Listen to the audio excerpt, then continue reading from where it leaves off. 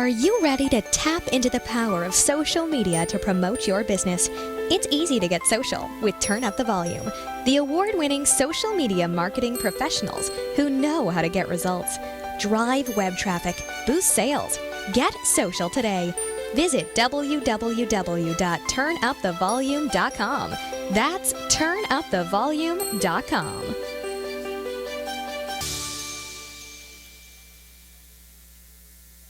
Richard Franzi is a highly sought-after keynote speaker on topics of interest to CEOs of middle firms across North America.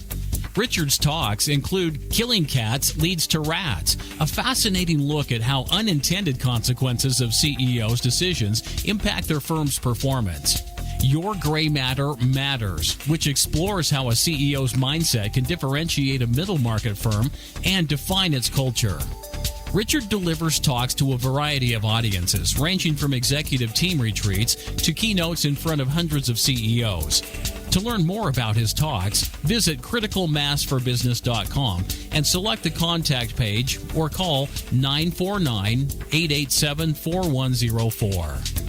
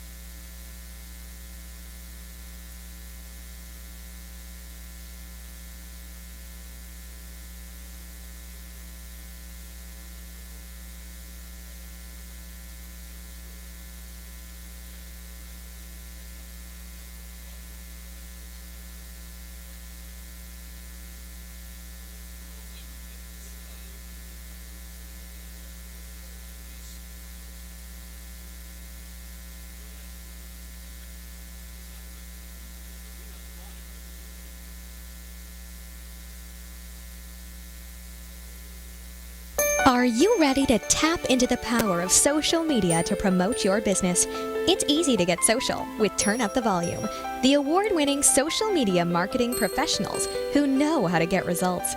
Drive web traffic, boost sales, get social today. Visit www.turnupthevolume.com. That's turnupthevolume.com.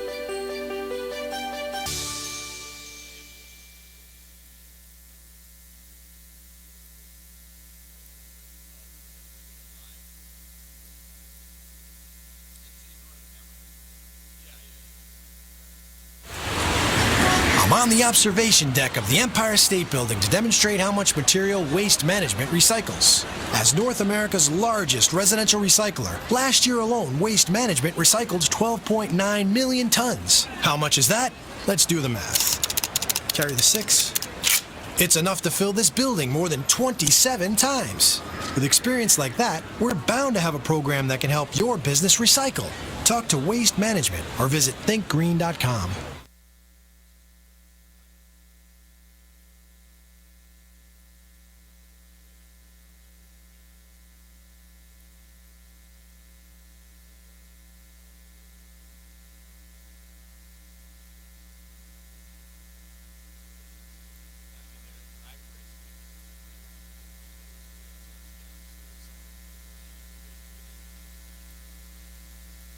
When you use the Premier Rewards Gold Card from American Express, the rewards points can keep on multiplying. Buy 3 with triple points on airfare. Buy 2 with double points on gas and groceries. And a single point for pretty much every other dollar you spend on the card. Then, start choosing from over 1 million rewards to redeem all those points. Apply today and the annual fee for the first year is on us. Call 1-800-AXP-GOLD or visit AXPGold.com. The annual fee for the card is $175. See terms, conditions, and restrictions at AXPGold.com.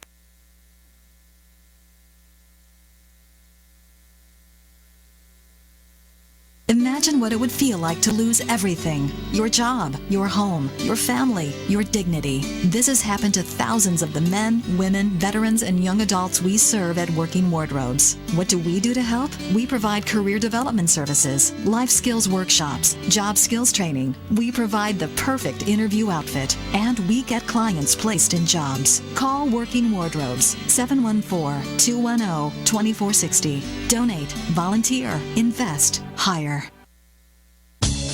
Do you want a free analysis of your inbound marketing? Do you want it in 30 seconds or less? Then check out Marketing Grader, the free marketing tool from HubSpot. It's simple. Just go to marketinggrader.com, enter the URL that you want to analyze, and Marketing Grader will instantly give you a detailed report grading your lead generation, mobile marketing, social media, competitive benchmarking, and more. It's simple, it's powerful, and it's free. marketinggrader.com.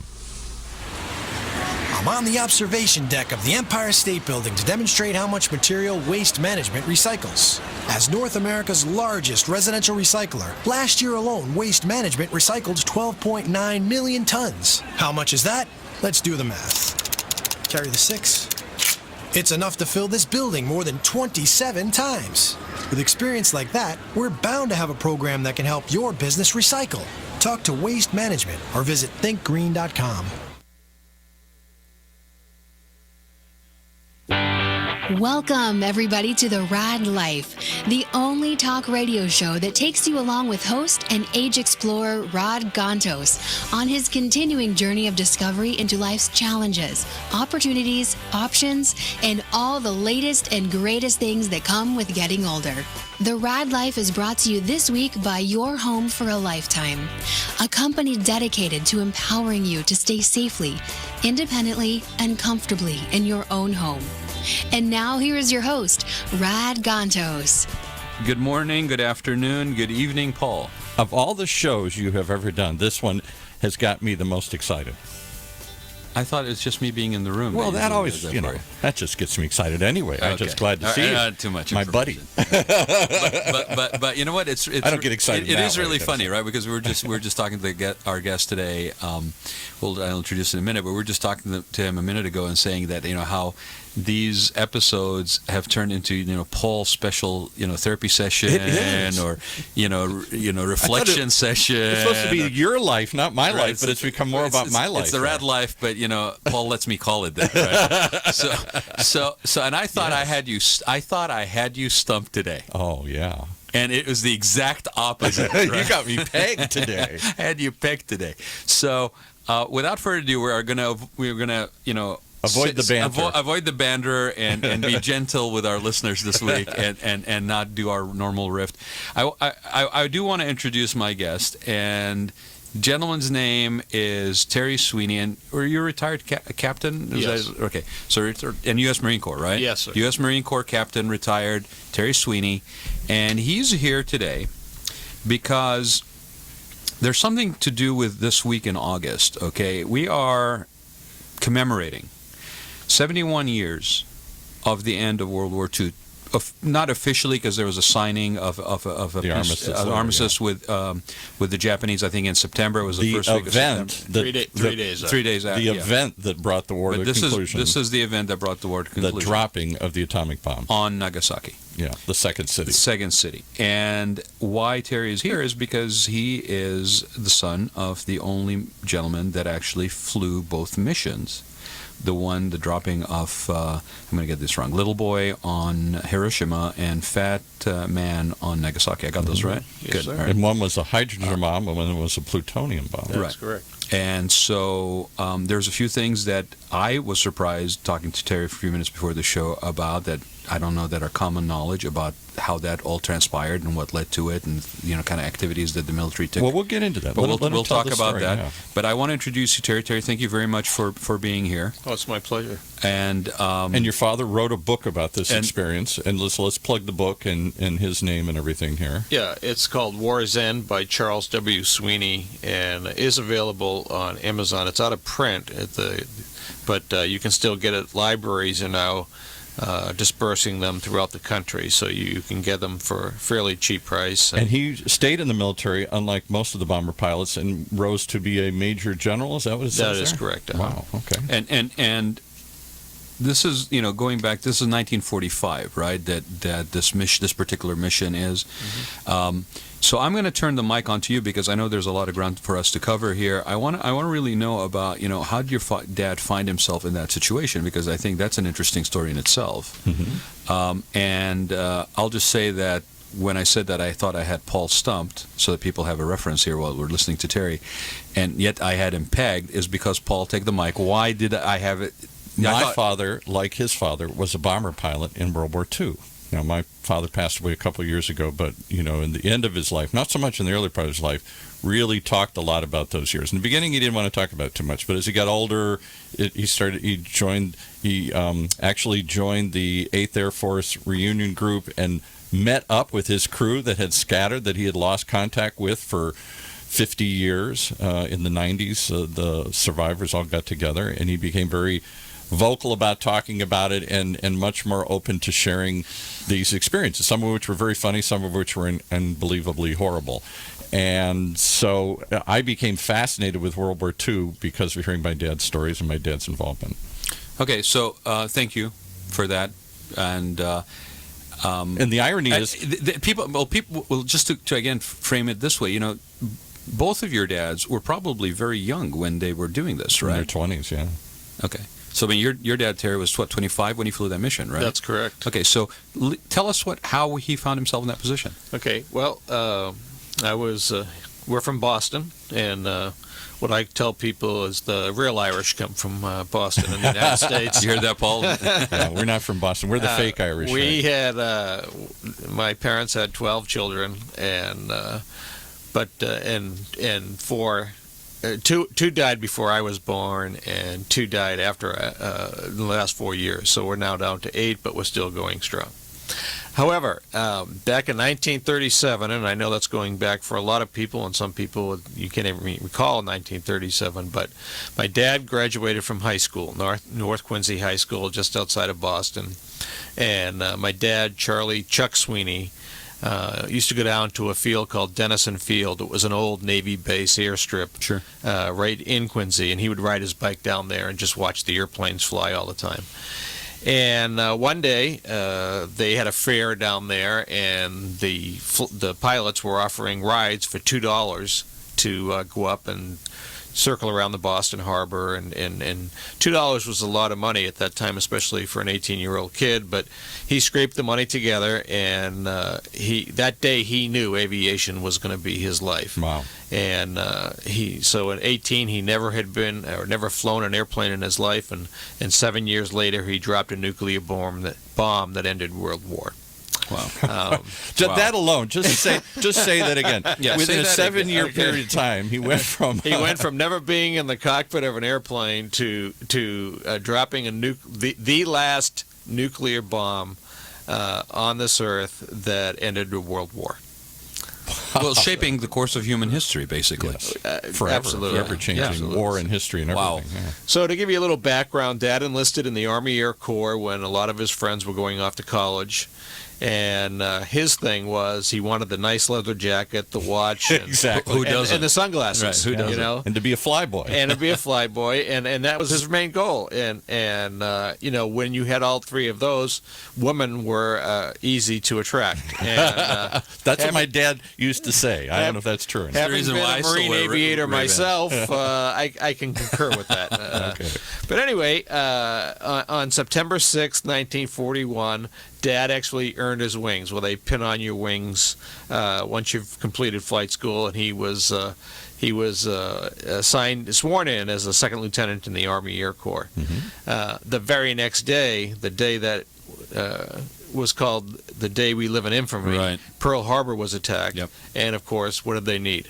Pilots. Yep. So he was already trained and immediately was sent off to a weapons testing site in Ohio.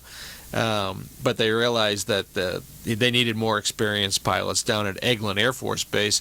Eglin Air Force Base is in Florida, and that was the gateway, if you will, of planes coming in and out of the European theater. Mm-hmm. So he went down there, and he was in charge of. He was a group commander of one of the squadrons down there, or many squadrons. No, let's stop you. So right away, your dad is a second lieutenant, and within a short period of time, he is a group commander because they don't have any pilots. Well, I saw something, and I can't remember. It was somebody who was talking about the book, maybe one of your brothers, or it was a quote somewhere from your dad, but something about the fact that he pretty much wanted to fly anything that had wings.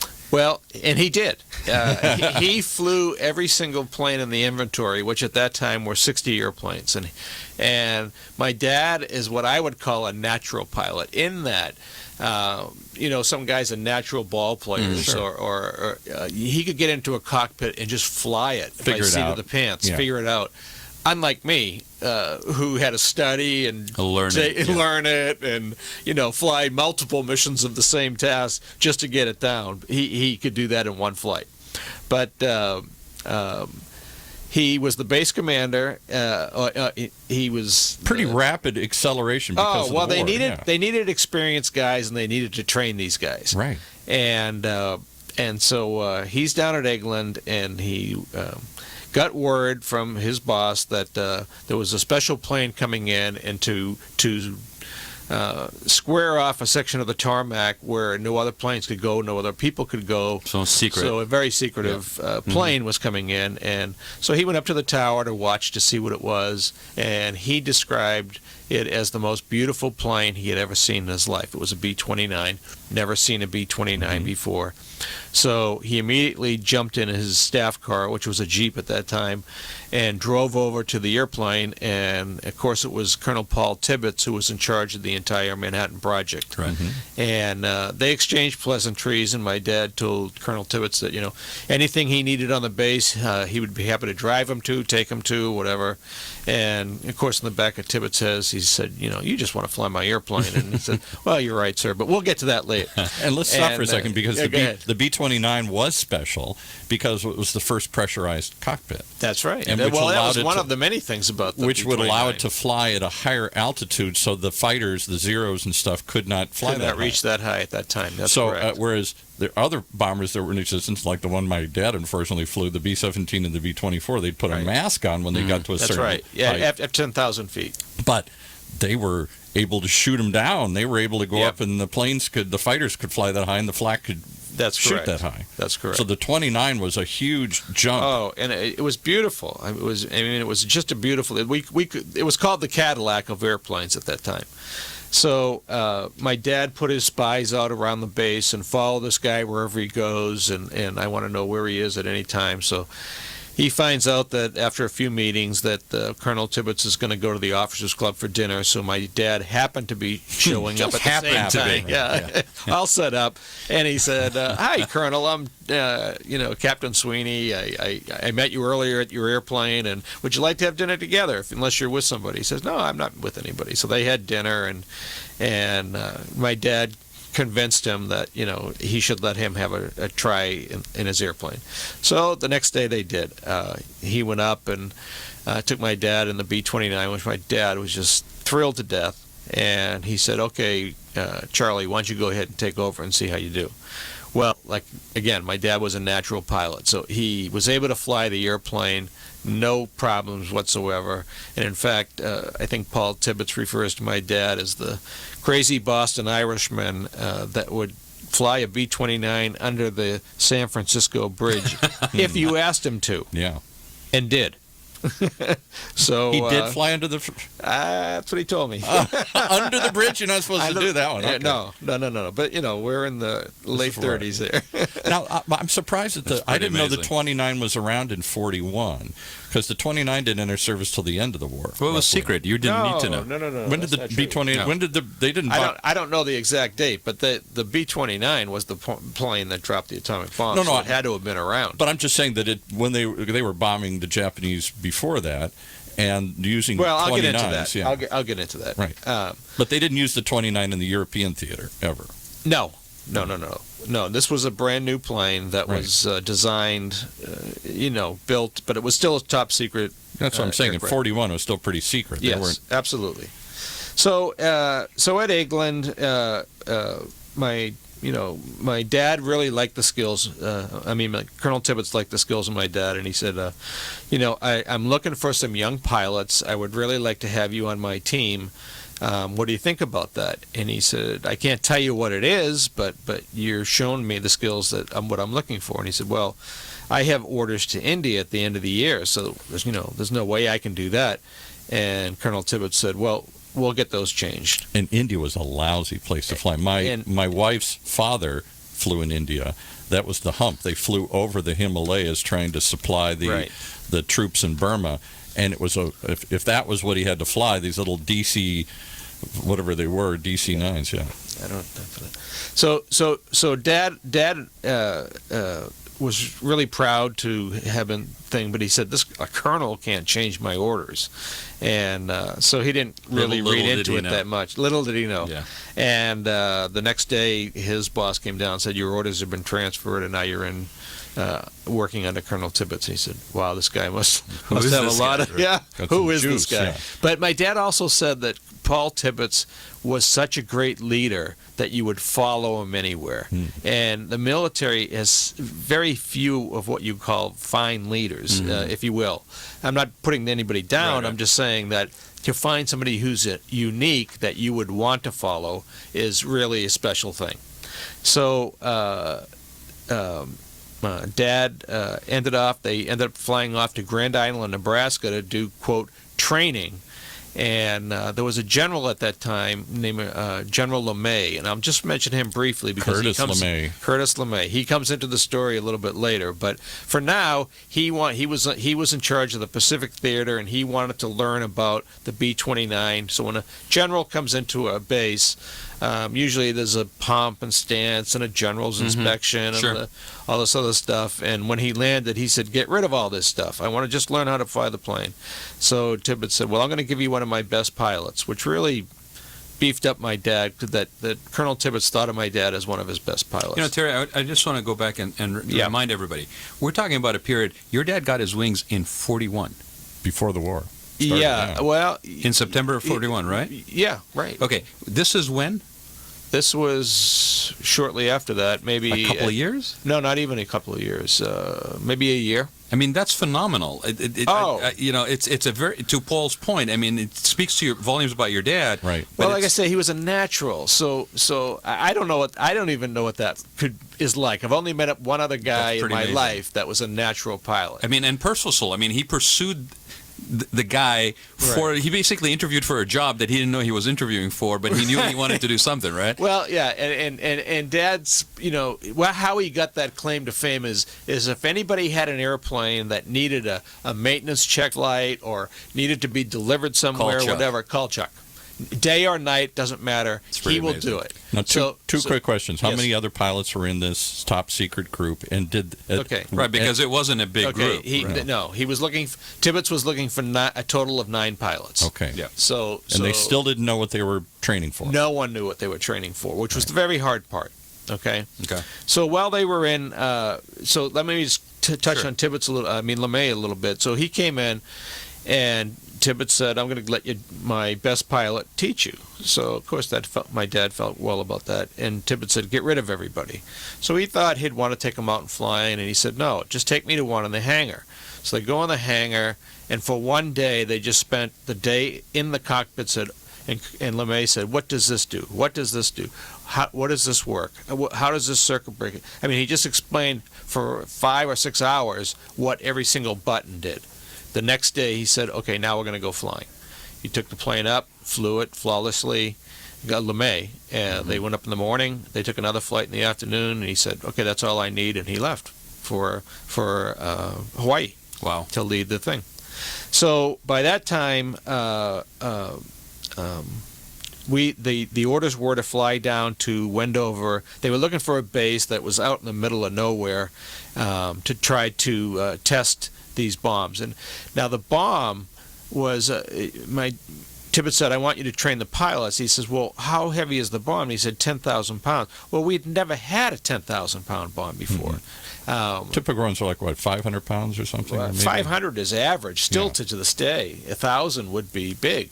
Right. So they got down to Wendover, and they realized that they built concrete planes, concrete bombs, I should say, with the thing called Torpex in them. But they couldn't get him in the bomb. So, there was a code name, the Manhattan Project, and under that was a code name called Silverplate. And they were told, if you ever need anything, just use Silverplate. And so they realized that this particular B-29, the one that was stock, was not going to work. It had a gun turret in there or two. They had to get rid of it.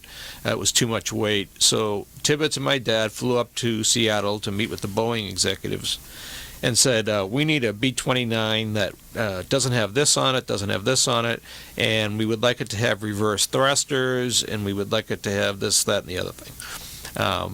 And the executives looked at them and they said, and who the hell do you think you are? You're just a captain and a colonel. Silverplate. Go look that up. That's exactly what happened. And he said, well, we're here on a mission that's involves Silverplate. And they said, when do you need the planes? And they had 20 planes in Wendover within 30 days to spec. Pretty amazing. Wow. Pretty amazing for the Boeing folks. Wow. Yeah. Amazing what was going on in the world, in the United States that day for preparations for World War II. So so they're training and then doing this thing, and that's how my dad found out about the bomb. There were secret, I don't want to say Secret Service because they weren't around yet, but there were I think it was the OSS. OSS, okay. Yeah. Mm-hmm. Well, there was my dad told me there was an OSS agent for probably every single airman and officer that were on that base. So this was such top secret. Oh, so he said, secret. So they were cooks, they were bartenders, they were maintenance people. You couldn't tell who was who, but they had their ears to the ground. The predecessor to the this CIA. predates the U.S. Air Force. I mean, there was no U.S. Army Air Force. Army Air Force still. Right. So what happens was my dad was at church one Sunday. He's coming out, and Colonel Tibbets pulled up with a security officer, and they said, "Come on, we're going for a ride." And they drove off base, and they went into the desert about 10 miles, and they got out. And Paul Tibbets said to my dad, he said, "Are you familiar with Einstein's theory of relativity?" And he said, "No." I read an article, an article in Saturday Evening Post that had something about it years ago. But if I recall correctly, it was mass times speed squared, something like that. And he goes, "Well, you got the right concept." So Tibbets picked up a handful of sand and he said, "We're building a bomb that can do this to a city," and just turn the hand upside down, and the sand fell out. And my first reaction from my dad is, "Oh my gosh, this would actually end the war." Mm-hmm. So we couldn't say anything about it, but that was a big problem at the base because they couldn't tell the men what they were doing, but these guys were working round the clock and dropping these 10,000-pound bombs, but you couldn't say anything. And he said morale was very low, and but that's the way it was. So roughly how, I'm just trying to follow a timeline here. So the bomb gets dropped in 45. You're saying they start testing the pilots in 42 or 3? No, this is 40. No, we're in 44 now. 44, okay. Okay. So, I mean, they didn't even have a crane to carry a 10,000-pound bomb, so they had to go to England to get a crane that could lift something that heavy. But all secret. No one knew anything. So they went, let me just turn the page here. Sure. And he said he told her what was going to happen. They got the airplanes to spec, and that was that. So the Trinity test, which a lot of people don't know about, but we're going to take this bomb, atomic in nature, but only 2,000 pounds, bring it up on as high as they could on I don't know what you call it. They built like a tower. A tower. Yeah, that's what they built, a tower. And then they stood back about a mile or so to watch and see what kind of things, if it was going to blow up. And can I interrupt for a second? Yeah. Because that's down in New Mexico, the Trinity, first time they blew up an atomic bomb. That's right. That was in Los Alamos. And there were two theories out there. One was there was actually some fear that this would ignite a chain reaction around the Earth, that if they blew the bomb up, it would keep the chain reaction wouldn't be contained and it would engulf the entire planet. In fact, one of the scientists declared just that. Another scientist said that there's no way with the reverberations that we're going to live. So they didn't know if the world was going to blow up. They thought for sure they were going to blow up. But again, the concept was to end the war. At the time, we were losing 900 Marines a day through Guadalcanal all the way up to Iwo Jima to Okinawa to you name it. I mean, we were losing a lot of guys. So and that was relatively close to when they actually dropped the bomb, right? Well, what happened? Yeah, that was in July, and Truman had left to go to the Potsdam Conference in Germany, where he was going to meet up with Stalin and Churchill, and they were going to discuss the end of the war and how they decided that it was going to have to be an unconditional surrender with Japan, among other things. But who said they would never surrender? Right. They were dying at yeah. Iwo Jima and stuff. They were dying to a man. They were fighting to the last breath. They were dug in tunnels. It was amazing. And they had estimates that to invade the home island of Japan would cost $1 million or $2 million on each side. On each side. So anyway, they got word to Truman that the Trinity test was successful. That's when they got their orders, the 509th Composite, which is what it was called, to go down to Tinian Island, to fly down there. This is in the South Pacific. In the South Pacific. And the order was you have the go-ahead to drop anytime after August 1st. So Tibbets was planning the missions, and the primary targets were Hiroshima, Kokura, Nagasaki, and Nagita. And what we did is we dropped leaflets over all those cities and said, we're going to bomb these cities in the next week, get out of the city. And the Japanese would not let the people leave the city. So I did not. I had never heard no that. idea that. Oh yeah, we do that now, and we still do that in Afghanistan and in Iraq and Syria. I mean, that's the kind of nation we are. But anyway, so on the right wing was in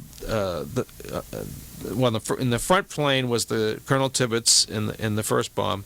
On the right wing was my dad and all the scientists in his plane, and they had all these measuring equipment that they were, when Tibbets' bomb bay door would open, my dad was going to open his bomb bay door, and they were going to drop all this measuring equipment to see what they could capture. On the left wing was the photo reconnaissance plane that when you watch the History Channel or PBS, that came from the left wing airplane. So and everything went like clockwork on the first one. I mean, it just, Colonel Tibbets, best as it was, naturally the plane goes. Did they have like fighter clockwork. escort, or was it? No, they just flew in. No, they just 3 flew. planes. It was a 7-plane mission. 1 plane, 3 were weather. 1 plane landed in Iwo Jima that we had already taken, as in case anything broke down, they could go down and get a new airplane and come back up. But the rendezvous was, and the first one was over Iwo Jima, and at 30,000 feet, and they just headed straight in from there. And by this time, the Japanese Air Force had pretty much been decimated, so there probably wasn't. Yeah, and the first mission there was no fighter attack. Yeah. Okay. And Terry, so I'm sorry. You also said that one of the requirements, that the city had to have a military installation of some sort, military value. All the targets had to have military value, number one, and they had never. They had to be cities that had never been bombed before. Because we don't talk about it a lot, but there was a lot of bombing of Tokyo, for example, and a lot of famous fire raids. Because everything was made out of wood in Japan. Right. So they dropped these phosphorus bombs, and once they lit, they kept burning and burning and burning. They didn't just blow up. People don't realize that the raids on Tokyo and other cities killed way more people than the atomic bomb. That's right.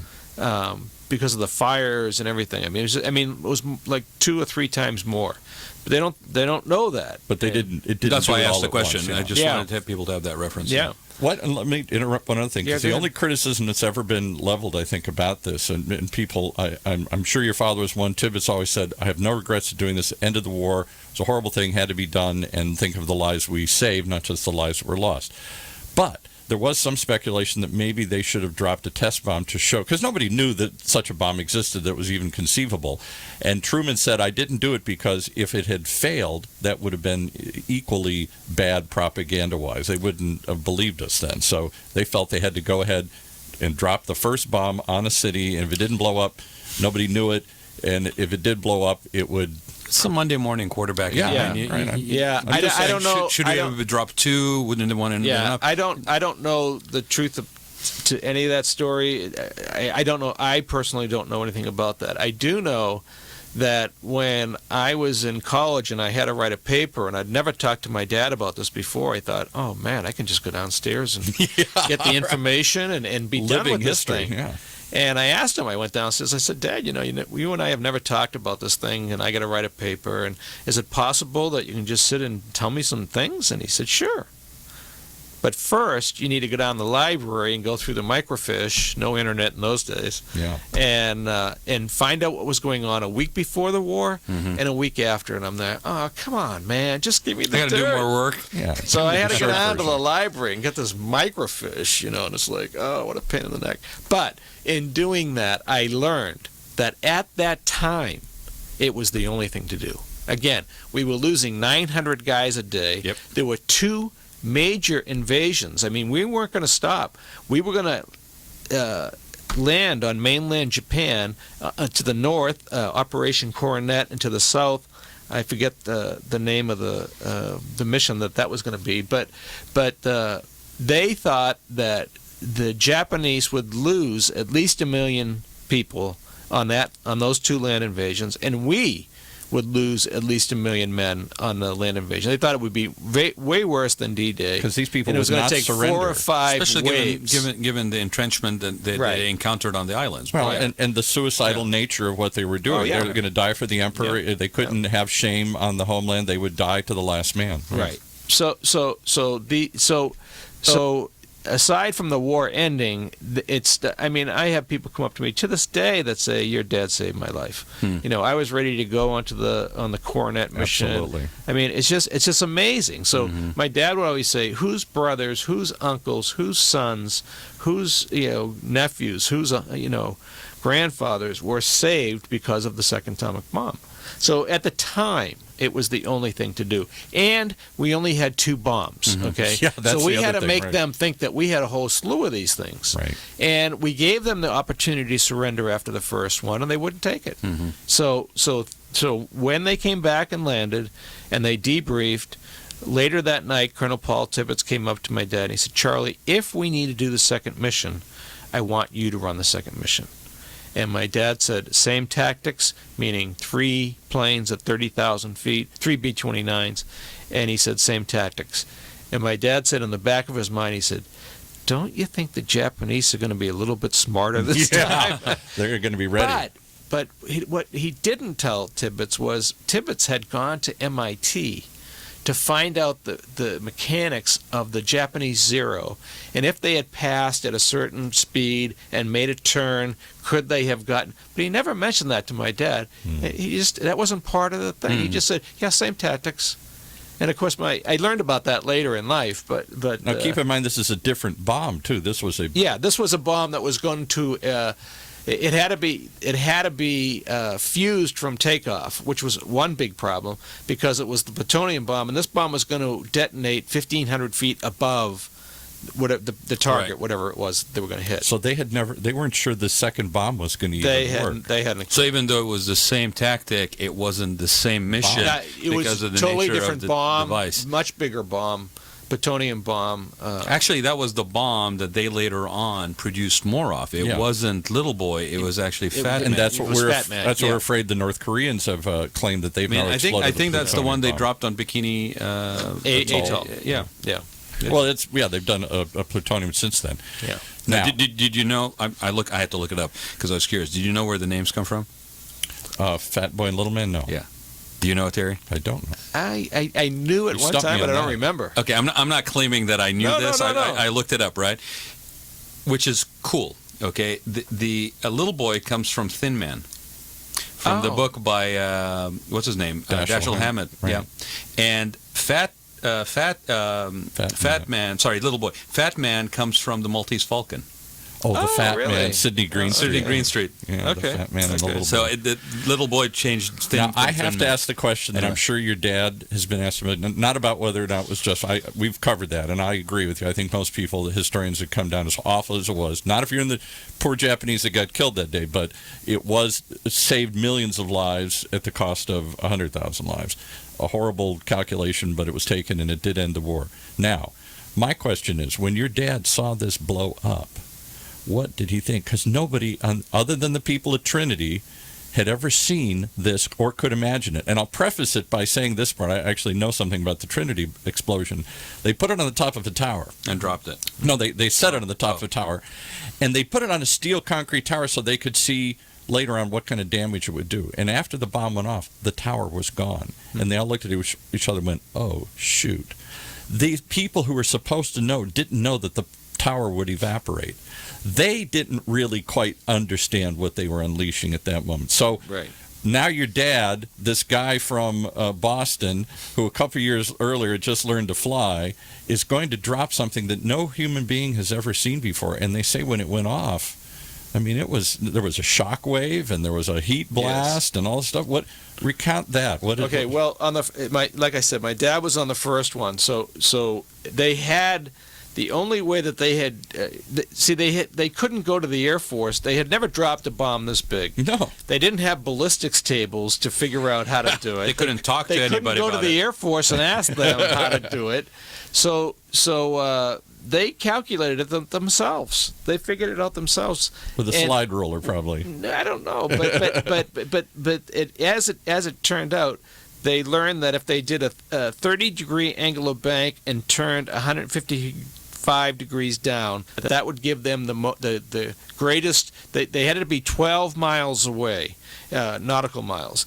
So that would have given them 12 nautical miles, actually 13, to be that distance to from the bomb. avoid the blast. It had such a blast to it. My dad said, it was, so he's on the first one, so he got to see it. He says, I saw the concentric circles. It was every color in the world. He said it was, brighter than any rainbow that you could ever see. And he said, and our plane started to shake, and my bombardier was saying, hey, we're taking flak, because the plane was shaking up and down and everything else. Flag. And he says, we're getting hit. And he said, well, this guy must know, because he was in Germany, and he got shot down 12 times. So he must know what he's talking about. But my dad said the plane was still flying. Mm-hmm. So I just held on, and I kept flying. And then after a while, I realized, we're not getting hit. This is actually repercussions from the bomb. The shockwave. The shockwave. So he said, okay, so now that I know what it is, all I have to do is just get us out of this. So he knew the second time what to expect. But he must have had an awe-shoot moment when they looked at it. Knowing what it's going to do, still, when you see it go off, that close and feel it and everything. So I have no idea. Paul, I know you're probably going to run over the hour. You've already made the decision, right? Yes. Okay, so do you want to take the break and then come back? Okay. All right. We'll take a break and come back. Fascinating first-hand account of a moment in time that we are remembering today here this week. Yeah, we'll go over. It's all right. Yeah. Imagine what it would feel like to lose everything. Your job, your home, your family, your dignity. This has happened to thousands of the men, women, veterans, and young adults we serve at Working Wardrobes. What do we do to help? We provide career development services, life skills workshops, job skills training. We provide the perfect interview outfit, and we get clients placed in jobs. Call Working Wardrobes, 714-210-2460. Donate, volunteer, invest, hire. If you are like the majority of Americans, you want to continue living in a familiar environment throughout your maturing years.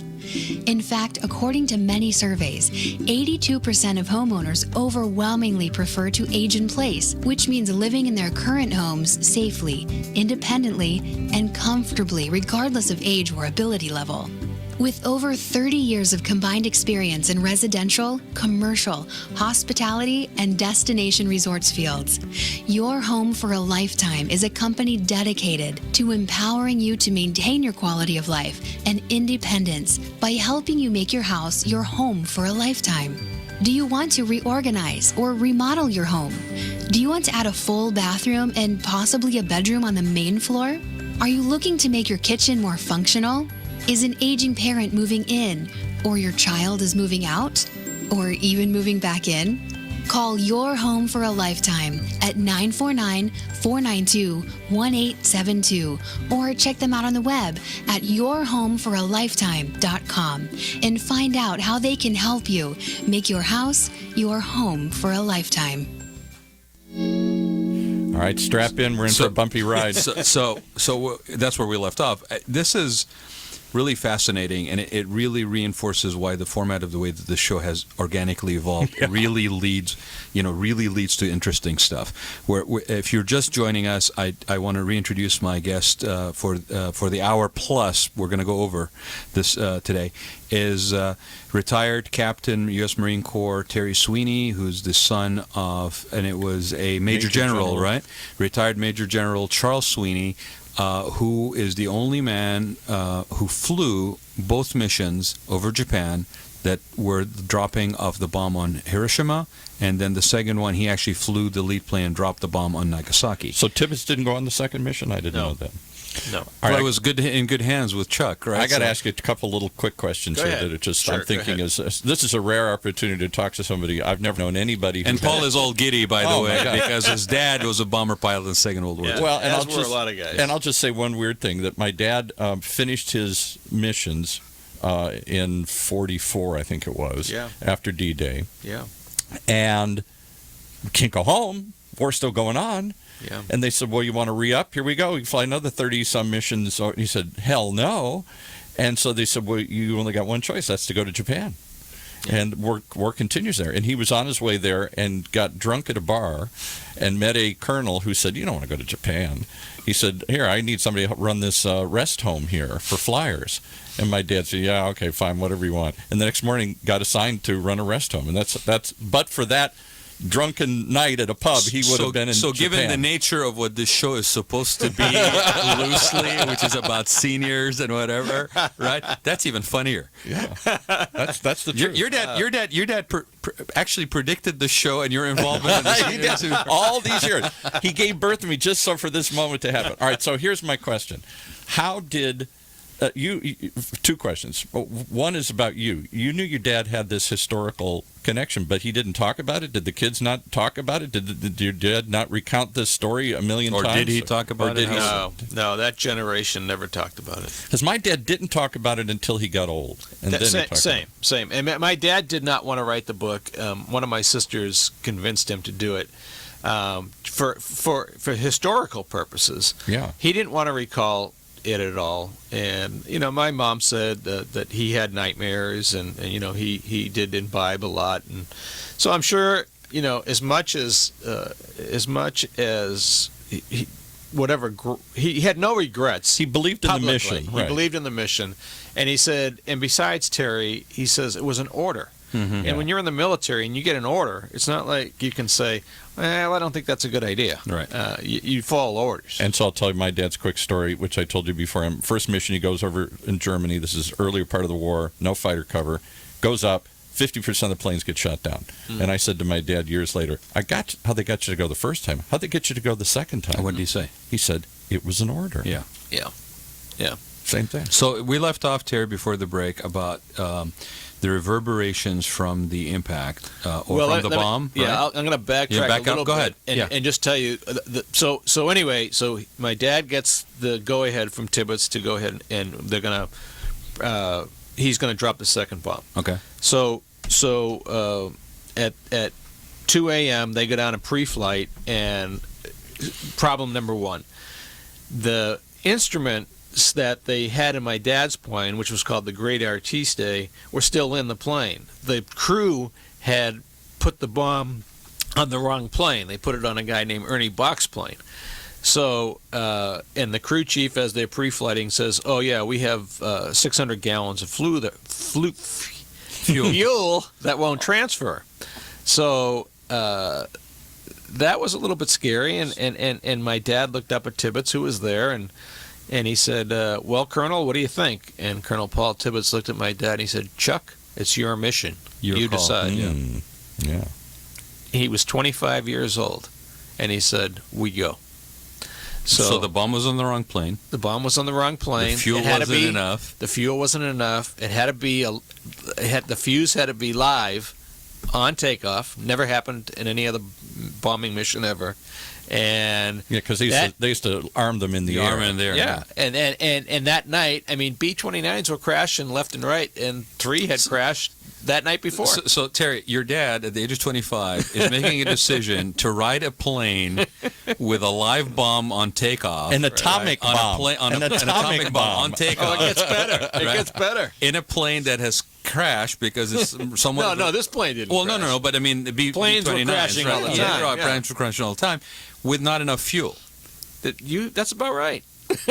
Why am I visualizing the thing about the fuel Dr. Strangelove? No. It's the greatest generation. They just go. The thing about the fuel is they had landed when they came back on Tinian, the first one. They had plenty of fuel. So they thought, okay, a 600-gallon transfer isn't going to be a problem. It turned out to be a major problem, and I'll get into that. Okay, go ahead. So they take off amazing in the boxcar, and they go to rendezvous, 3 planes, and one of the rendezvous planes doesn't show up.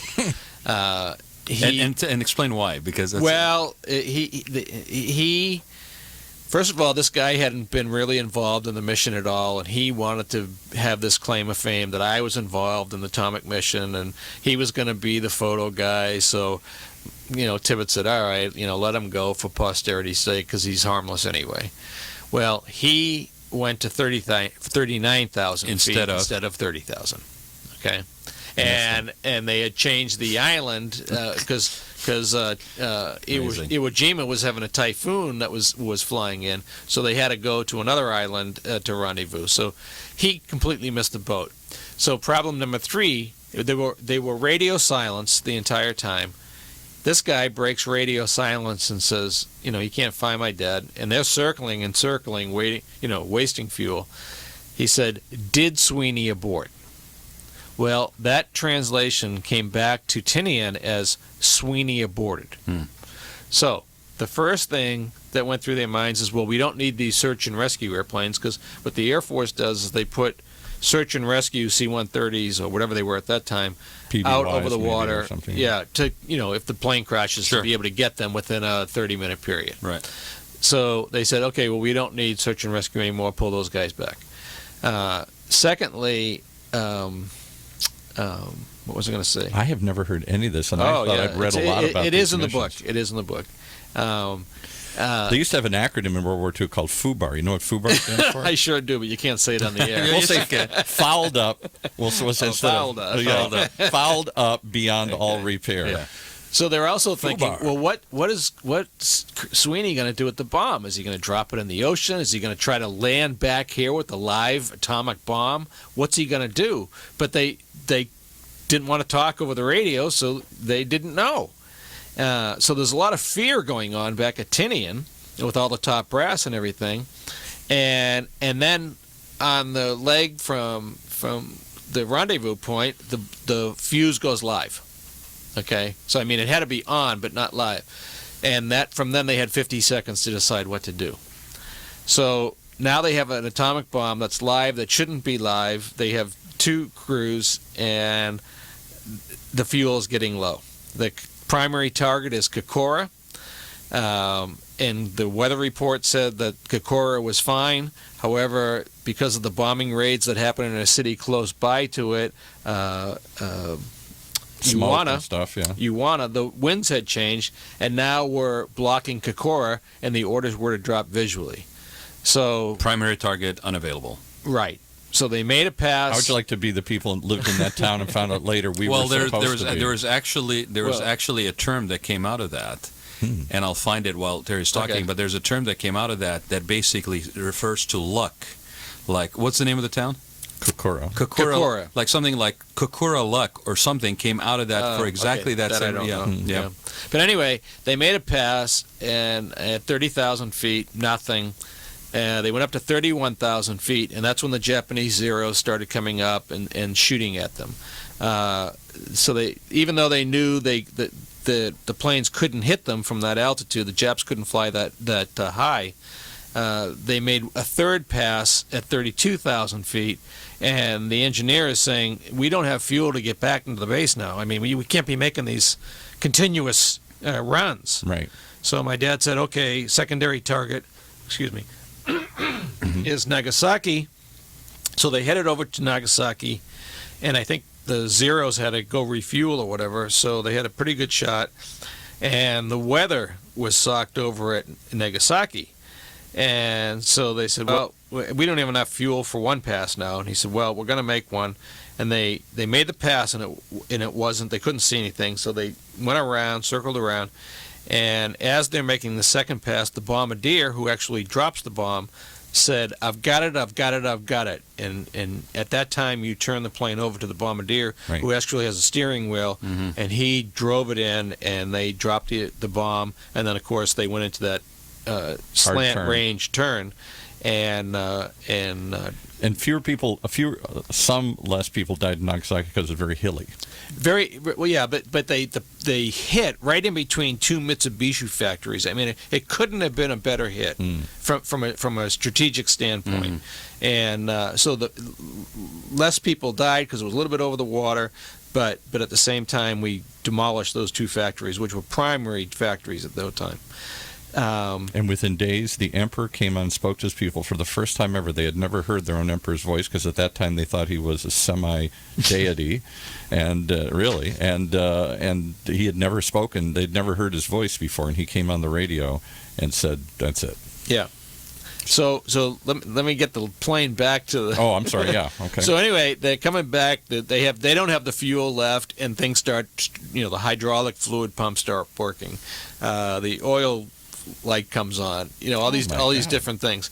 So he says, there's no way we can get back to Tinian. There's absolutely no way. What's the closest field? And they said Okinawa. So Tibbets had taught my dad what they call a step program. It's like going down your hill in car in neutral and then climbing back up. Well, you can do that in the air, and Colonel Tibbets had taught my dad how to do this with, like, it's a dolphin type thing, if you will, to do a step up and then glide. And but by now the radios had broken, everything had spoken. So when you're coming into a military base, the tower will show a green light, revolving green light, or revolving red light, which means the field is closed. You cannot land here for whatever reason. Maybe there's a plane on the runway that's crashed or whatever. And then there's a split green light, and so they're coming in, and 3 engines have quit of 4 engines. My dad said, throw out all the flares, everything. They're rocking their wings, trying to get attention to the tower. Basic ops are going on. This plane's taking off and landing, and they don't see them. And they said we had to come in hot and heavy because there's no other way we can get this thing in there. And finally, the tower saw the plane and got everything out of the way, gave them the green light, and they came down and landed and rolled off the runway with 3 gallons of gas. Oh, my goodness. Yeah. Wow. My dad said to this crew, don't say anything to anybody because they were in Okinawa and they weren't supposed to know, what had happened, and they didn't know. So here's my second question I was going to ask you earlier. Now it's even better. So why did this not propel your father into the same fame it did for fame or infamy, depending on whether people thought it was a good idea or a bad idea? I did not know who flew the second mission. Okay. I did not. The first mission we all know, and they know the name of the plane, the Enola Gay, and Colonel Tibbets, if you read anything about history and all that. The rest of the people in all these missions didn't seem to get Was it just because it was the second and the second's never as big as the first, or was it an attempt to keep it quiet or something? I never heard any of the story. I never heard any of the problem that went on.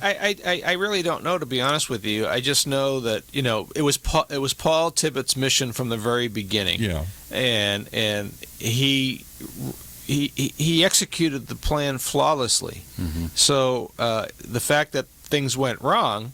And in fact, Tom Hanks bought the rights to the book because it was kind of like an Apollo 13 thing, which we're still hoping. Tom, if you're listening, perfect. Tom, come on. Come on. He likes World War II stories, and this was kind of an Apollo 13 type thing. Right. So anything for HBO even would be great. But from what I've heard, is they can't find a suitable ending to a movie like this that everybody would be pleased with. But I don't know how true that is. But Tom, if you're out there listening, would love to have a movie. That's amazing, right? Trying to put a nice little ribbon on something that is that in itself is a phenomenal story without needing that. Yeah, because I think the story has to be told. We do have to keep history alive so people know. Terry, you mentioned something here. I'm just going to explore this for a minute with you. Okay, so the plane that didn't make it, the one that was at 9,000 feet higher than where it's supposed to be. Yes. Was that the observation plane? No. That was the plane that would have taken the pictures on the left. So I don't know. Is there less photographic documentation on the Nagasaki? There's none on the second one. So that could also have a lot to do with the fact that what played out was the Enola Gay over Hiroshima. Absolutely. That's the one you hear about, read about. It's amazing how history just kind of unfolds in ways that you could. Yeah, if we have movies of it, we can talk about it. But if we don't have proof, as Paul Harvey used to say, and now there's the rest of the story. Right. Yeah. Well, this is the rest of the story. This is the rest of the story. Thank you, Terry, for giving it. So now the next one. I hope this isn't a difficult question for you. I'm not trying to be offensive. There is no here, difficult question. But obviously, we're remembering this now. What's the anniversary? 71 years. 71 years. Yeah. And the current Prime Minister of Japan has invited people to come back, just to remind people why we never want to drop bombs again, and just remember this moment in time. This is really the only two times that the atomic bomb was ever used in war, and we did it, and we don't like to think of that, but all the rationalizations and the reasons that it had to be done, it was done, and people who did it said, I can't change that. There was a reason for it. We did it. Yeah. It's sort of like the POWs, McCain and others, going back to visit Vietnam at some point afterwards. Did your dad ever want to go there again, or was he ever invited to come back to any of these things? My dad was in Nagasaki 3 days after he dropped the bomb. Oh, my God. Wasn't he subjected to radiation and everything? Well, that part I'm sure he was. I don't know for sure, but they went in to see the devastation. They went to Hiroshima first, and then they went down to Nagasaki. And they were actually they stayed the night in Nagasaki, and that's when my dad learned about the Jesuit missionary down there. Talk about that. Yeah, talk about that. Well, let me get this. Sure. But the funny part was, he says they went into the hotel, and he said, I didn't know if I should put my name down on the register at the front desk, and he said, but Paul Tibbets was in front of me, and he wrote down Paul Tibbets, Commander, blah blah blah, and he says, well, if it's good enough for him, it's good enough for me. So he wrote his name, but. Yeah, this is something that my dad never told us about, but being Catholic and then finding out that there was a Catholic missionary down there, where actually some of the original guys, Paul Minke and his companions, were actually crucified upside down in Nagasaki. He learned Martyrs about of the Church. Martyrs of the Church. And so he set up a fund for that and never told any of his children. We didn't find out about it until he died. Wow. Because, just to finish the story, if you've ever seen the miniseries Shogun a long time ago, the Jesuits came in the 1500s or 1600s, I think, when the feudal system was still in place, and really made great efforts to convert to Catholicism, to Christianity. Correct. I don't know how successful or not they were. but they became very influential. The Jesuit order in Japan. My father went to a Jesuit university in Beirut. I mean, they got far and wide with the Jesuits, and there was a big influence. And you're saying that one of the early places they set up schools and missions was in Nagasaki, and the Americans didn't realize there was such a large. I don't know that would have changed their calculation at all. I don't think so. But that this wasn't just the Japanese enemy that we were fighting. There were some Jesuit. No, there were a lot of them. Well, I don't know if they were American. There were American priests, but there was obviously a large civilian population and obviously a large Catholic population. Right. So it wasn't just Japanese that died. So did he ever go back? And he was there to go days because, again, this did end the war. They ended within, 24 hours or 48 hours or something like that? Yeah, it ended very shortly after that. But my dad said, he said, at the time, as we talked about earlier, it was the only thing to do. Mm-hmm. And his next sentence is, and I hope we never have to do it again. Exactly. But it had to be difficult. It would have to be blow your mind to go down and see what you did. You pulled the trigger. Yeah. This happened. Yeah. And to see that kind of devastation days after and pain and suffering. I can't imagine. But he did get to see it. So he did get to see what. And again, this maybe is a silly question. Somebody tweeted in. Did they get any awards for this? Or well, he has the Air Force Flying Cross and a couple of other. But I wonder why there was not a Medal of Honor awarded or any of that kind of stuff. This is one of those I guess maybe they didn't think it was the same danger or something. But it's certainly bravery of the highest order. Silver Star, I think, too. Right? Yeah, Silver Star. He did get the Silver Star, but it was more.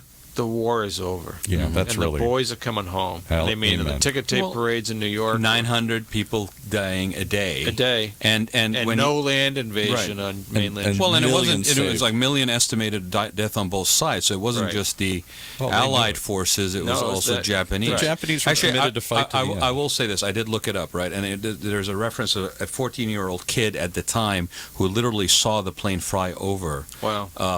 Kokura. Mm-hmm. Okay, and there is supposedly in Japan still referred to as the luck of Kokura in reference to that time when some bad weather basically saved lives of tens of thousands of people there. Yeah, I didn't know that. So here's a 14-year-old kid that's watching this thing over because they dropped that bomb around noon. No, it was earlier than that. It was they took off. Hiroshima was at about 8:15 a.m. because of the delays at the rendezvous point.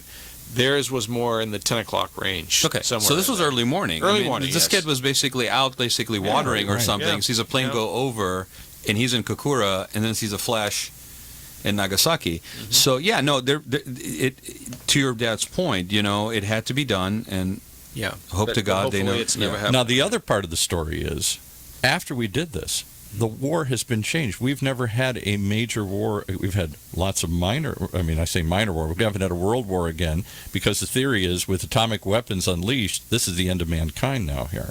And we came close to it in the 50s and 60s a couple times, the Cuban Missile Crisis and some other things where we almost unleashed these things at each other here.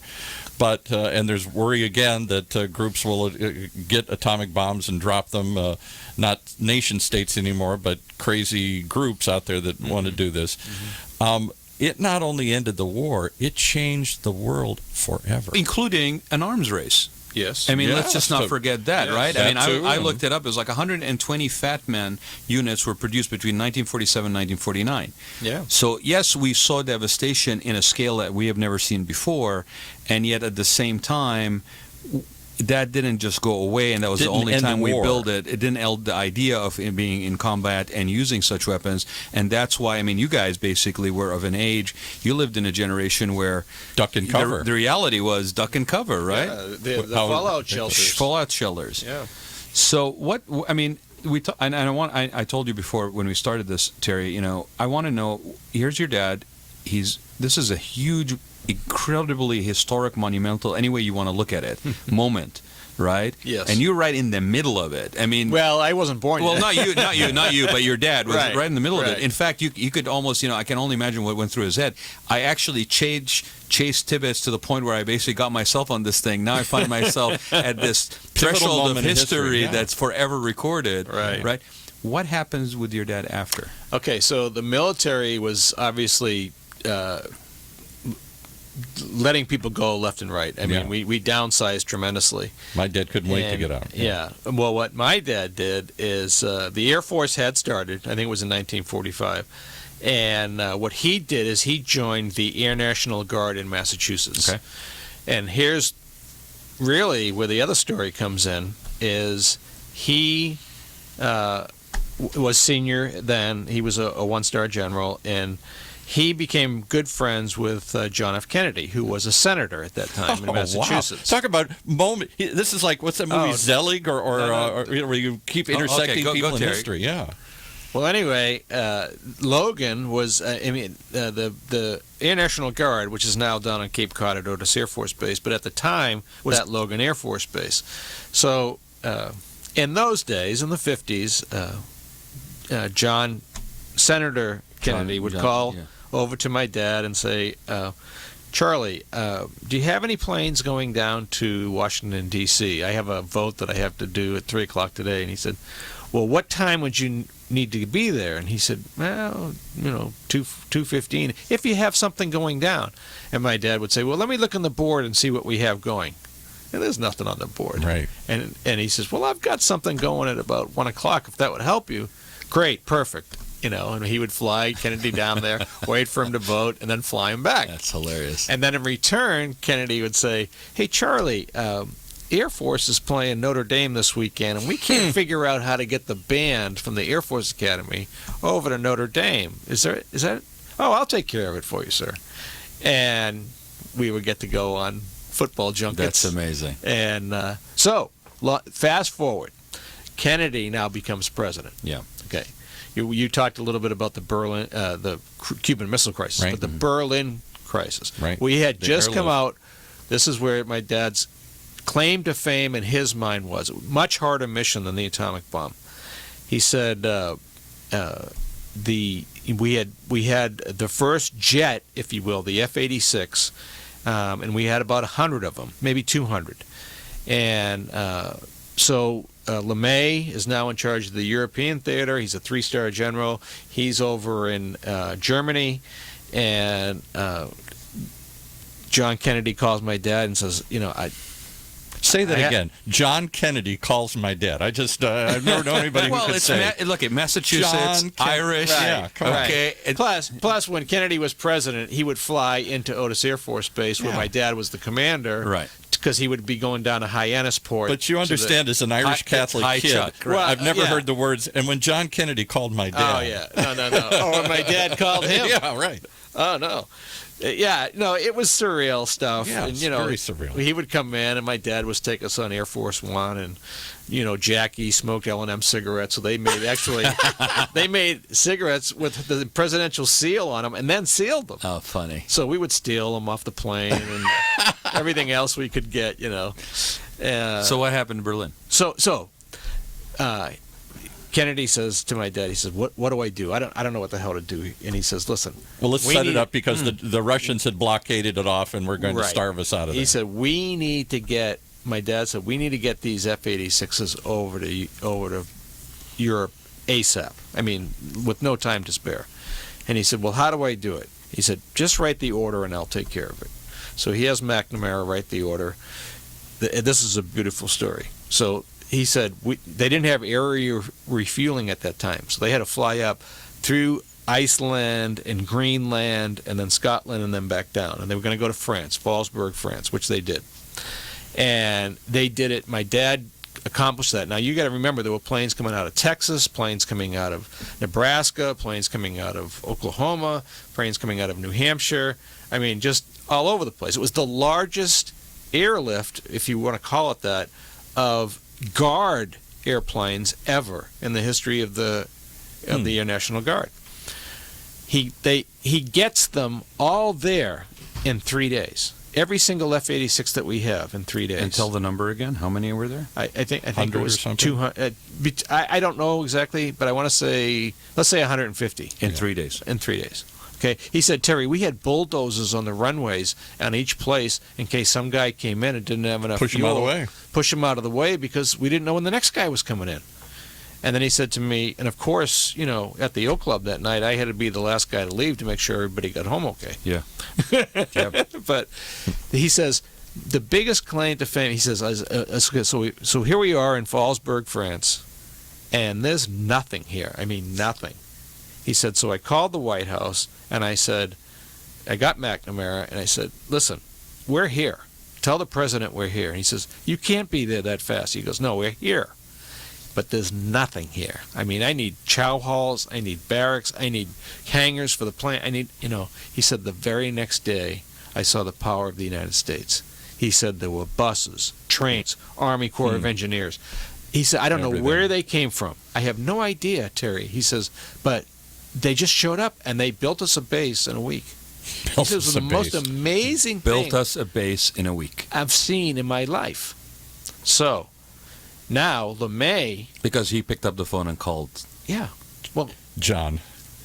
No, so anyway, LeMay is now over in Germany with the regular Air Force. Yeah. He gets wind that there's some guard guy over in France with all the fighters, all the F-86s.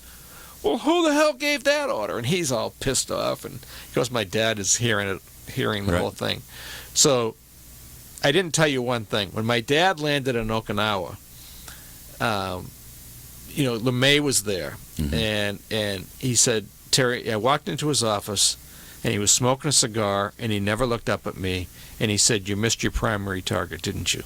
And he said, well, sort of. It was, I mean, how do you answer that question? Because they didn't really miss it. It was fogged in. Their orders were to drop visually, so they went to this. He said, so I just said, yes, sir. And he said, LeMay, again, didn't lift up his head. He says, get out of my office, and started smoking on a cigar. The man just dropped the bomb that ended the war. And the war was still going on. Yeah, but okay, fine. But he was telling me this right before I went into the Air Force. Right before I went into the Marines. That's classic LeMay. I got it. Oh, it was. I got to finish the story. So he goes out in the hallway, and Doolittle is out there. Another guy. 3-star general. And he says, hey, I just heard what happened. Let me buy you a drink. And he said, the moral of the story is, Terry, is that when you go into the Marines, you're always going to find somebody who's a jerk, who's going to be your boss. He's going to be a jerk. But there'll always be a guy above him that's a good guy. Okay? Amen. And he was true. That was in my 11 years in the Marine Corps, that was absolutely true. As an amateur history buff, particularly World War II, you've rattled off a whole slew of names that are just famous. Well, yeah, okay. So let me finish this. So now LeMay, when fast forward, we're in 62. Who the heck has these 62 jets? And so he says, get me over to France right away. So they get a plane ready, and he gets wind that the general's coming. So he has everything all set up, general's inspection, the whole 9 yards. And he says, and I had the cigars that LeMay smoked. And he said, so LeMay comes in, he's all piss and vinegar, and, who gave you the order to do this? And he said, the commander-in-chief, sir. And he said he pulled out a cigar, and it was the ones that LeMay smoked, and he lit it up. And he said, and where the hell did you get that? And he said, well, sir, when the president puts me in charge of something, I leave no details out. Oh, wow. All right, digs. Almost end of the story. Oh, my goodness. Oh, he was just I've never known anybody who knew Curtis LeMay. This guy's legendary. And I got to meet him. How many years later? Okay, let me finish this. Okay. I got one. When he's done, I'll tell you the Curtis LeMay story. My father's claim to fame, and I'll shut up. My father's claim to fame. Now, as if the bomb wasn't, as if getting these planes wasn't, they're guard guys. And back in the United States, there's all this gruff from the wives, and why do the guard guys have to be there? And why can't we just have regular, including my mother, because they were over there for a while. And so Kennedy is going to come on TV that night and say, okay, we're going to pull back the guards and reserves, and we're going to let the regular Air Force take over. Well, what they were doing is they were going to Ireland on weekend to pubs, and down to Italy for plays, and over to over to Switzerland and Austria. They were having a ball. European trip. Yeah, and they're dog fighting with the Canadians and the Europeans, and the name was they're Sweeney, they're having a ball. Okay, Irishman knows how to. They do indeed. God bless them. So anyway, he says he gets wind that the president is going to get on TV that night and You say, okay, we're going to pull back these guys. My dad calls the White House, and he says, I've got to talk to the president. He gets through to the president, and he says, Jack, I got to tell you something. Jack. We're fine. He says, nobody over here is complaining. The morale is extremely high, and we're good for another 3 to 6 months if you want us to stay. Really, there's no issue We'll here. stay if you want, yeah. He said the president went on TV that night and changed his speech and said, we're going to keep him there for another 6 months. Because of your dad. And he said, tell me anybody you know that can get the president to change his speech. Wow. End of story. End of story. Well done. I gotta find the applause. Well done. Well done. That's not written. There we go. Well done. There you go. No, that's probably not written. That's amazing. Okay, so tell your LeMay story, Paul. Oh. All right, so Curtis LeMay is a famous figure. I think he was in charge of the European theater, during World War II. Well, yes. Yeah. And he's the First the Pacific. Always had a big cigar chunk. Always. So much later on, I'm a hippie, protesting, unhappy about the Vietnam War. Same. And who is still around is Curtis LeMay. Yeah. And Curtis LeMay is the man that went down in history and said, this quote still says, I don't know if it's apocryphal or if he really said it, let's bomb them back into the Stone Age. Yes. And he's the only guy that advocated dropping the atomic bomb again in Vietnam. Yes. The French had asked us to do this, and he said, sure, what the hell? We got them. We'll use them. I thought I heard somebody currently running for president say that. And then Curtis LeMay did run with George Wallace wasn't he his vice president? I think he was his on the American Independent Party. Right. Yeah, with George Wallace, 1968. So Curtis LeMay is not just famous in World War II, but became even more infamous during the 60s as the most proponent of let's just bomb the hell. We got this bomb, let's use it. Okay, so in the early 80s, I'm working as a stockbroker. I get out of the Marine Corps, and I'm working on Laguna Beach as a stockbroker. And one of my clients is a history buff like you guys. Right. And he says, did you know that Curtis LeMay lives in Newport Beach? Oh, you're kidding. And I said, no. He said, if I call him and ask him if we can come over, would you go with me? I said, of course I would. Well, we went up there. He allowed us to come to his house. Oh, my goodness. We sat in his living room, and we just let him talk. And I got a history lesson of probably 4 hours, right? And I never mentioned my dad or anything, and I don't think he remembered my dad. But your dad snubbed him. Well, yeah, but I mean that was who? Yeah. He told me stories about what was going on in China prior to this, and things that were going on here. It was the most other than hearing my dad's stories. It was just so beautiful. Okay, so I want to just say something. Okay, people who are listening to this going, okay, why are you guys going over? Minutes why are you guys going over? Because I have one story. Yeah, no, and his dad did a bunch of other stuff after that. I want to touch on, but here's the thing, right? People say, well, what is this show about? Okay, now I don't know, but it's fascinating. No, I'll tell you what it's about. We say it's a life's journey. Yes. It's a journey of aging, right? Now some people go, well, that's you person getting older. No, it's not that. I'm also president of the San Clemente Historical Society, and there's such a thing as in my mind that's called living history. Yes. Living it and actually doing it, all right, and remembering it. And it's things like this that we don't document. So for whatever little tiny part of history that this show now being recorded on YouTube and is also now we have a video and audio of Terry sitting here talking about his dad. Amazing and touching stories. on all these people, right? That becomes something that is then passed on. Yes. And to the point of War's End, the book, right? And your father's comment about hope to God that we never have to do that again, right? Yes. If you do not recall and remember history and take the time to, in reverence, remember it and document it like we just did today, okay, there is no record of what we should remember. Yes. George Santayana, who said those who don't remember history are doomed to repeat it. Okay, Terry, I'm sorry. I just needed to. I wanted to remind people why we do this, and this is again happy accident that this is the way that this has unfolded as a show. Yeah. But we welcome this every week. We don't want to be so tight on it that we don't allow for this to happen. Sure. So. Final story here as we wrap up. I have a story and then I have a plug. Let me do the plug first. Do the plug, yeah. Beautiful friend named Laura Dietz, who lives in Corona Del Mar, who has spearheaded this amazing effort to bring the Iwo Jima Memorial, a memorial, to the West Coast and to be placed on Camp Pendleton. And she's worked furiously for years on this thing, and we hope to have it done for the 70th anniversary, which will be next year. So I think, was it 70th? I don't remember the exact year, but the website is called Marines on Iwo and that's spelled IWOJIMA.com.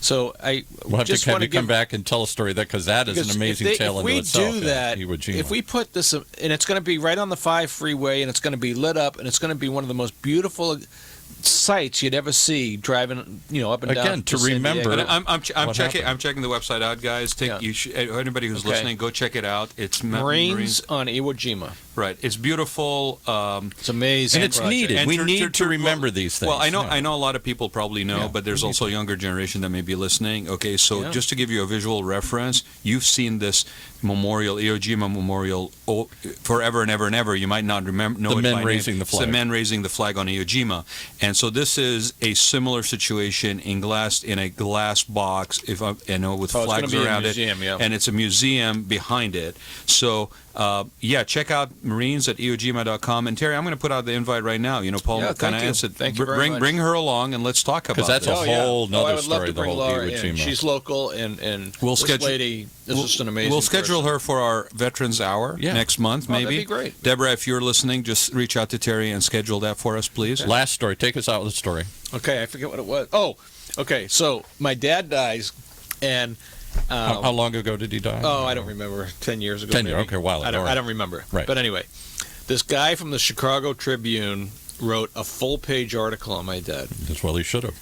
And I read it. My brother sent it to me, and I read it, and I said, it was just beautiful.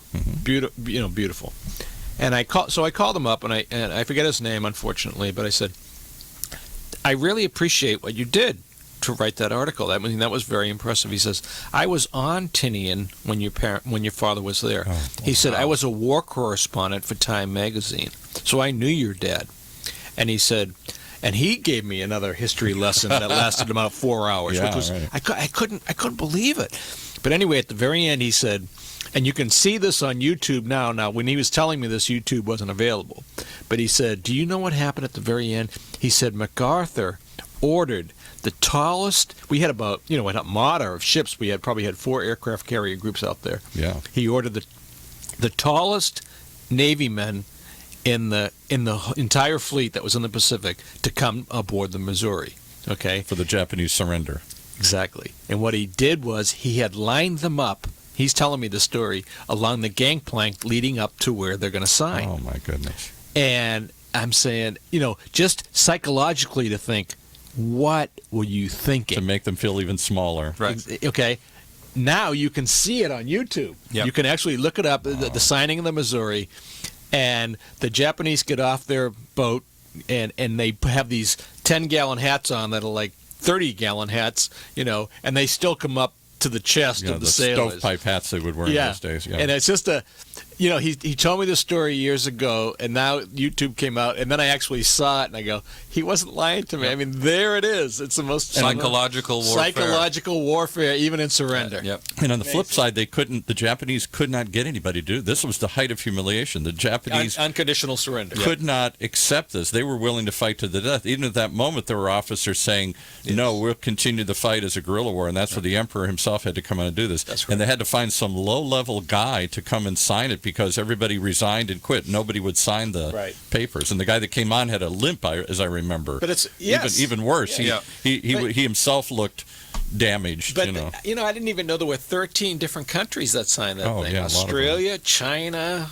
I mean, it's really and this is in 1945. This is before visuals were so important, and yet even then, even in that small circle of people paying attention, being there, those psychological elements were at play. MacArthur was known for that. The waiting ashore at Philippines and all this stuff. I will say, Terry. I mean, I did a little bit of research just on your dad's book, and your dad. That first of all, that book is considered controversial by some because it defended the decision to drop the bomb. Yes. Okay. And at some point, I'm sure that was not a very popular position. I think we have softened a little bit more, and we look at things a little bit more realistically as a society, especially with the challenges we face today. Right. But that was one. I also wanted to add that there was something that was interesting about it. It may have been when the B-29 was actually, when he basically screened off part of that runway. Mm-hmm. There was something about him actually meeting with Charles Lindbergh. Oh, yes. Charles Lindbergh he met too? Yeah. Oh, my God. And I'm doing that for Paul's effect. Who didn't he know? Okay. So when they were in England, shortly after Paul Tibbets had flown in, I forgot all about that. Charles Lindbergh. Lucky Lindy. Lucky Lindy. He came in and to England, and he said, "Hey, I hear you got this new plane, a B-29," and he was my dad's hero. Oh, I mean, my course, dad. yeah. I mean, every kid, and that Number one aviator in the world. Right. So he says, he said, "I'd really like to take out that B-29 you have out there." And Tibbets said to Lucky Lindy, he said, "Let me give you one of my best pilots." Again. And my dad said he was beaming inside because he didn't know that Tibbets looked at him that way. Yeah. And so he took Lindy up and gave him a couple hops. And Lindy hop, right? Yeah, no a pun couple of intended. them, flights. No pun intended. Yeah. It was a dance. And and Lindy came back and said to Tibbets, he goes, "You have one fine pilot there." So I mean, this is a couple of years after your dad took that first trip in that plane for $2, right? It wasn't that long. Years. Yeah, it wasn't that long couple after. Of years. So here you are. You've never been in a plane. You get in a plane. You realize, again, to the show's thing about passion, the pursuit of passion, right? That this is what you want to do for the rest of your life. Your national friggin' hero that you look up to when it comes specifically to the field of choice is a person you're actually taking around 2 years after you basically get your wings. I mean, it's forgotten all about crazy. that. Wow. Crazy. And again, I found something that was interesting, again, relevant to the pursuit of your passion throughout your life. Here's your dad. He's out of military. I think he worked in the leather industry, right? Yes. And here's your dad still involved, because I saw something about the fact that he actually flew in some air shows. Oh, all the time. Right. Yeah. So here's a perfect example of, not only being pursuit of passion, but here's a gentleman who actually was at key moments of history, if not involved firsthand in key moments of history. Yes. So how the heck? Well, I'm not going to say how the heck because I know the answer, right? So what happens to children of a person like that? Do they go into the military? Yes, Karen? they do. I have a brother that just my brother Joe, who just last year or the year before was an enlisted Marine. Yeah. I told him not to do it, but he did it anyway. Came back and went to college, became an officer in the Marine Corps. Yeah. And was involved in the Kuwaiti thing. Yeah. Desert Storm. As a reservist. Yep. Yes. And then Where Raad was living joined at the the Air time. National Guard in Massachusetts after that. Yep. And retired full bird colonel. I have another sister that's a lieutenant colonel still in the Air National Guard. Yeah. Who traffics KC-135s throughout the world. I had a brother that was in the service, and I, of course, being around airplanes all my life, wanted to fly jets. And well, a common friend of ours basically told me to say hello to T-Bird, which I believe is my call sign. Your call sign. Yeah. In fact, most Greg people Rath, yeah. most people know me as T-Bird, not as Terry. Yeah. So I appreciate Given to me by my dad, by the way. T-Bird by your dad. Yeah. See, Yeah, because of an airplane. My dad nicknamed everybody in our family. And I think in 1956, when I was born, either the T-Bird had come out, Yeah. or there was an airplane called the T-Bird. But either way, I want to say the airplane because it sounds better. But it's actually I was named after a plane. it's also the name of the gang in Greece, by the way. I don't know about. Right? I don't know if you knew that. Okay. It's kind of like, okay. So interestingly enough, I think your brother Joe actually also promotes. He goes on and talks about your dad. My dad's airplane is actually at Wright Pat Air Force Base in Ohio. And a beautiful, beautiful Air Force restored museum. Completely, right? Yes. Yeah. And what was ironic about that is I got to go there a couple of years ago with one of my daughters and my niece, and it's all locked up and you can't get in it, but I convinced the guy to let me in because of your family. But he said, don't go in the cockpit. And, of course, that's the first thing I did was get in the cockpit. I said, what's he going to do, cut my hair and throw me out of here? How did it feel to be sitting in your dad's Well, I want to tell you something very interesting. My dad liked to smoke cigars, and the smell of his cigar was still in the cockpit. Wow. That was that's the thing that amazed me the most. I just got chills. We got to end right there. Yeah, I think we're going to end it. And we're going to end it right there. Thank you, T-Bird. Thanks, Terry Sweeney. My pleasure. And thank you for taking us on this ride. Oh, yeah. Absolutely. And it's wonderful. And come back again, please. Thank you very much. All right. We'll have. Thank you for joining us this week. And give us the plug for the book and all that again. How do we find it? Okay. The name of the book, you can get it on Amazon. It's out of print, but you can get it still on Amazon at one of those bookstores. It's called War's End by Charles Sweeney, and the name of the website again is MarinesOnIwo-Jima.com. Fabulous. Thank you so much for spending this time and sharing these stories with us. I'm going to say also, I did find while we were just talking, if anybody's interested to actually hear specifically firsthand from Terry's dad, Charles Sweeney, there's an audio recording that's out there actually describing the Nagasaki mission preparation and execution, and it's called Nagasaki, the Commander's Voice. Yes. And it was made in 2005. Was that King, the guy in Larry CNN, King? Larry King? I didn't say. Oh, okay. It says the audio recording was done in 2002. Okay. Was the last one made before he passed away. So that wasn't Larry King. No. He was on Larry King. Yeah. But and I'm sure there's a lot of information on this. We got to get Tom Hanks on. Call Tom Hanks right. and come up with enough reasons. Tom, if you're listening to this, Tom, this is a great story. It doesn't have to be neatly packaged, boys and girls, right? This is worth telling. That's right. It ends with the landing, and there's 3 gallons of gas. And it ends with Terry sitting in his dad's plane, still smelling. There you go. Smelling. My father is a cigar smoker. I know exactly what you're talking about. I could walk into a room. Yes. He's still alive, but I could walk into that room, heaven forbid he passes away, and I would sense him through the smell of either tobacco. And it's only because they have it so locked up and oh my God, it's everywhere. Still do that, right? It was wonderful. So thank you again, and thanks everybody for joining us this week, and we'll look forward to having you along with us on the Raad Life next week. And you can email me any thoughts, ideas, feedback on these shows. Raad, R-A-A-D, Ghantous, G-H-A-N-T-O-U-S @gmail.com, and like us on Facebook. Thank you very much. You have been listening to the Raad Life Radio Show with your host and age explorer, Raad Ghantous, brought to you on the one and only OCTalkRadio.net. Join us again next week as we continue our journey of discovery into life's challenges, opportunities, options, and all the latest and greatest things that come with getting older.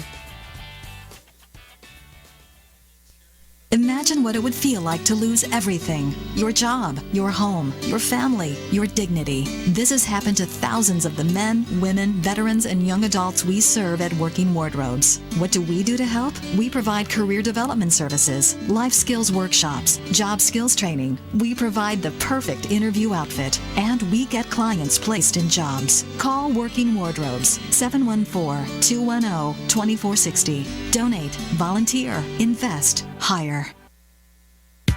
When it comes to pioneers in their respective industries, we all know the Apples, Starbucks, and Trader Joe's of the world. In the realm of recruiting, Decision Toolbox is the industry's best-kept secret. With 90% of their business from referrals and repeat customers. For over 20 years, Decision